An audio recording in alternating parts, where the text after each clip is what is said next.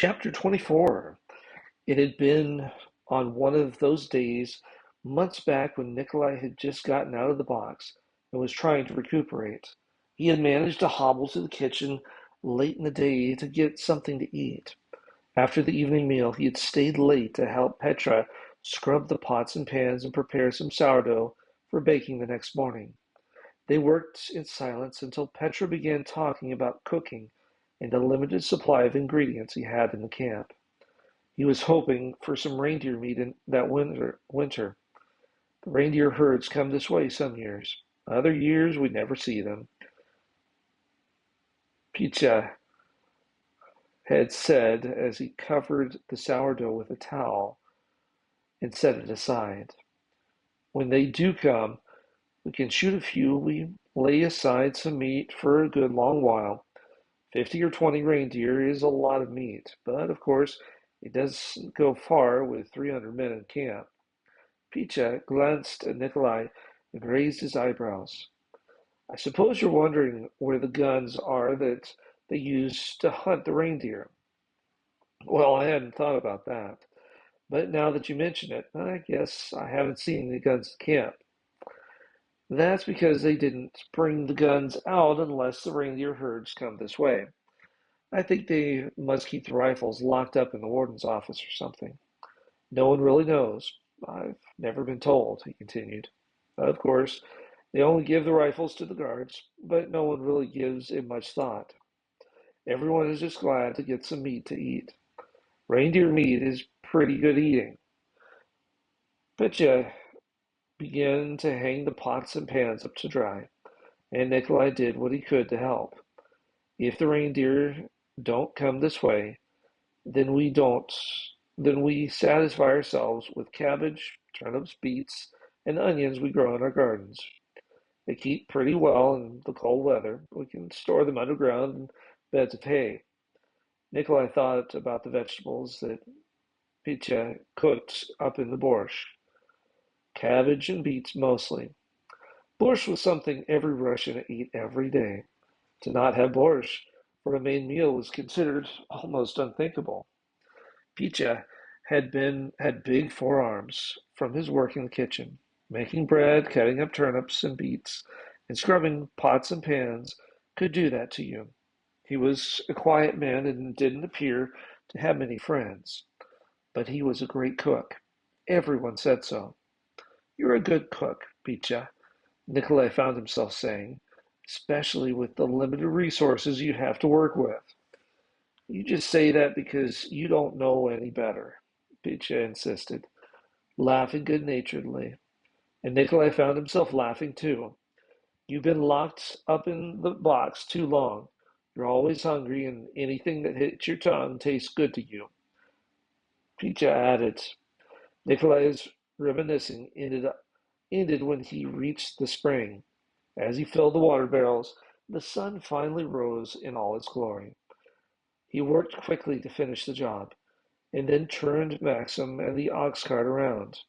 It felt like they were making progress, and Maxim was responding well to the urgency Nikolai felt.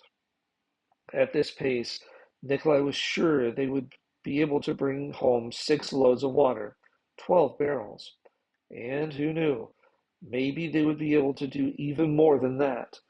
In Nikolai's mind, 7 trips to the spring was not out of the question.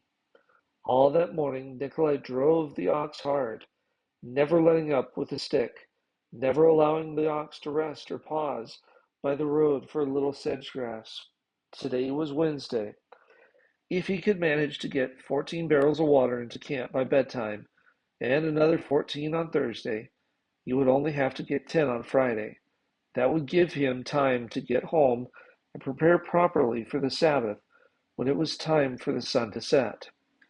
But Nikolai was getting ahead of himself, and he had misjudged the nature of a beast of burden. The morning turned to afternoon, and the sun turned west. Old Maxim began to slow his pace. His shoulders sagged a little bit more, and his tongue began to hang out when they stopped at the spring or at the camp to unload the full barrels. Of course, Nikolai let the ox have a good long drink, while he was filling the barrels at the spring. That was efficiency at its best. Why not give Maxim a chance to rest and drink his fill while Nikolai was busy filling the water barrels? But when they were back in camp, Nikolai paused only long enough for Peter to hand him some bread and a tin full of red borscht. At these times, Nikolai never gave Maxim a chance to get more than a short drink. And so they plodded on with Maxim growing more and more tired each hour and slower with each leg of each trip. By late afternoon, it was obvious that pushing Maxim harder had sapped the ox's energies and his willingness to keep going. In fact, the fifth trip to the spring took more than 3 hours. The sun was low in the sky now that Nikolai could see they were going to be hard pressed to get 6 loads of water. They would have to work long after dark again to do it. He was so frustrated with Maxim as the time slipped away, but what could he do? He determined that he would simply have to drive the ox harder. He had no other choice. They would have to go faster to get the water in by Sabbath. Nikolai had come too far in his plan to let it go. With a stronger resolve, Nikolai vowed to make Maxim work if it was the last thing he did on earth. But Nikolai knew that if this was going to really happen, something was going to have to change. He was going to have to reshape the way Maxim did things. To modify the animal's behavior, you had to force him to obey, either by punishing him for wrong behavior or by rewarding him for obedience. He cringed as he suddenly realized that this was exactly what the warden had been trying to do with him. The warden had been stubbornly putting him in the wooden box, trying to break him. Is that what I'm doing to you? Nikolai asked incredulously as he stared at Maxim. Is that what this is all about? The lemmings along the side of the road stopped their squeaking and sat up to hear more of the debate. The snowshoe hares, browsing on the short sedge grass, perked up their ears to hear the final verdict. For a long moment, Nikolai gave the idea some thought, but then, just as suddenly, he snapped out of his reverie. There's no time for that now, he argued, his mind seesawing back in the other direction. I don't have time to be feeling sorry for an ox that doesn't want to work hard. If I can't do it, then he can do it too. If I can do it, he can do it too. Nikolai didn't let up. I'll push you all day, Maxim, and all night if I need to. I'll go without meals. I'll go without sleep. In frustration, he whacked Maxim on the rump with the goad, and the old ox jumped forward. Maxim was going to work hard all day, every day. Nikolai would see to that. Of course, at the end of the week, Maxim was going to get the Sabbath off, just like Nikolai was.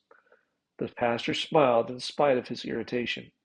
Any rest for Nikolai would be a rest for Maxim. The old ox didn't know it yet. But he would soon enough. Come Sabbath, he would be lying in the stable, enjoying the sedge grass piled high in his feeding trough.